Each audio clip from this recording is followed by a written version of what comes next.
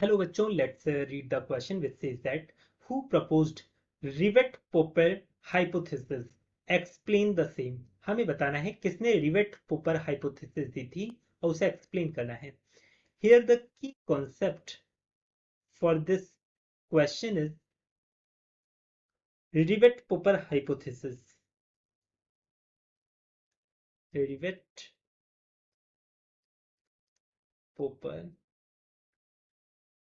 hypothesis. इस hypothesis को दिया किसने था?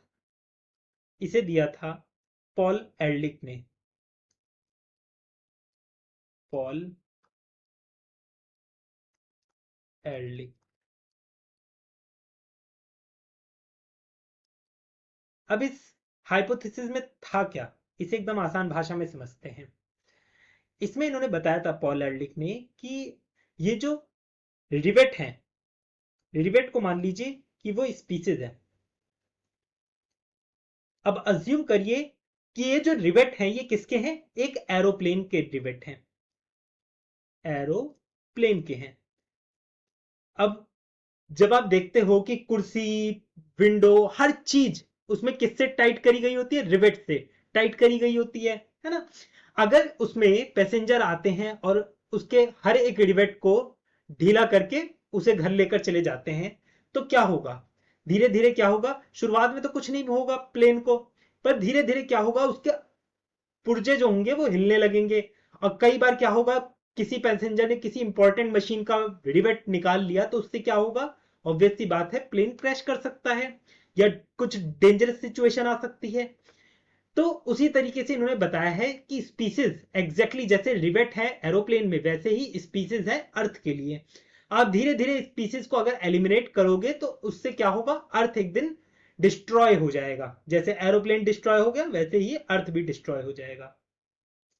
इसीलिए ये हमारे लिए बहुत ज्यादा जरूरी है. इसे इन्होंने इस तरीके से समझाया था, रिवेट पोपर हाइपोथेसिस इसे हम कहते हैं. तो आप इसे किस तरीके से लिख सकते हैं? इसे लिख सकते हैं, इन एन एरोप्लेन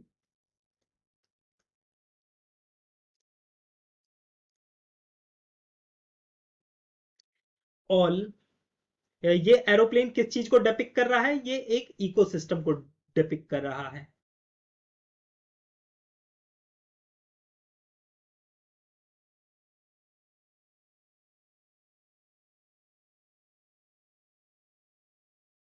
यहां पर बताया गया कि जो एरोप्लेन है वो क्या है? इकोसिस्टम है. अब इस इकोसिस्टम के अंदर स्पीसीज होंगी. जैसे एरोप्लेन में क्या होते हैं? उसके पार्ट्स होते हैं, है ना. वैसे ही तो यहां पर क्या होगा? जैसे जैसे पैसेंजर आए, पैसेंजर ने क्या करा? ये जो रिवेट है इसे पॉपअप करना स्टार्ट कर दिया. इन if every passenger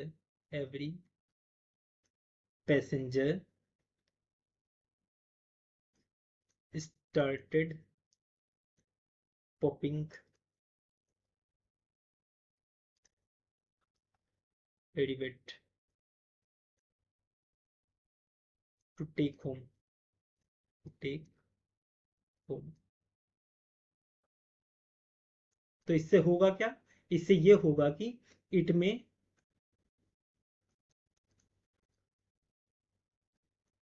affect the safety of flight dangerously. शुरुआत में भले ही कुछ ना इफेक्ट हो, पर बाद में धीरे धीरे जैसे जैसे पुर्जे उसके निकलते रहेंगे वैसे वैसे वो डेंजरस होता जाएगा.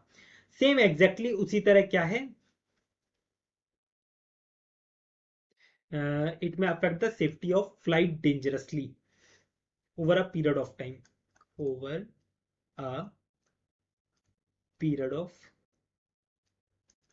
time. समय के साथ साथ वो कैसा होता रहेगा? डेंजरस हो जाएगा.